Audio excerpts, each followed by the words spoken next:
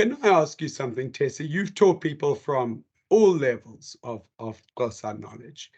In terms of beginners, can you share with us a few useful or interesting words or phrases that you like to teach?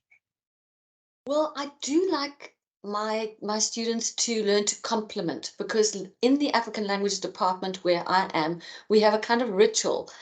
Instead of people making you feel bad first thing in the morning about work undone or anything, that's not what we're interested about. It's about complimenting each other. So I think giving somebody a compliment would be really nice. And so I always teach people, awusemhle, yo, awusemhle sana.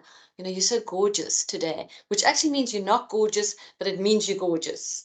So awusemhle, I do teach my students that, and they use it to huge effect. And then I teach them how you just, and then because the next thing you're going to talk about is the weather. We don't get deep straight away. We just go weather. So yo kushushu, and it's always like yo, like everything is hectically felt. Like we feel it. Yo kushushu, it's hot, or yo kuyabanda, it's cold. Then we, of course, we've got to complain about things going on in the country, so we're getting a little bit deeper. So we can say electricity, dololo. Dololo is a wonderful word. It just means nothing. So you can just throw dololo tea, as you're finding looking for the tea in the tea cupboard. Dololo tea, dololo, and you can use English. And I do encourage my students to mix the languages, because that is also how Xhosa speakers speak. So they say, dololo electricity, or electricity dololo, it doesn't matter which way you put it.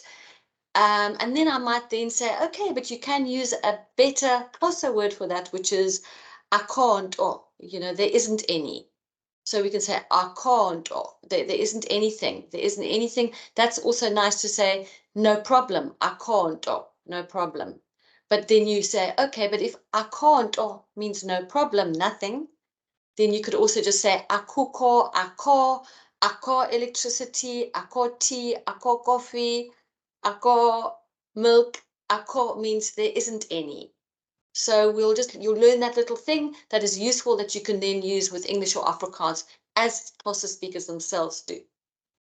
That's great. So you help people to get going with the language, just with Yes, little bits that enable them to really be little understood bits. in a kind of casual, everyday way.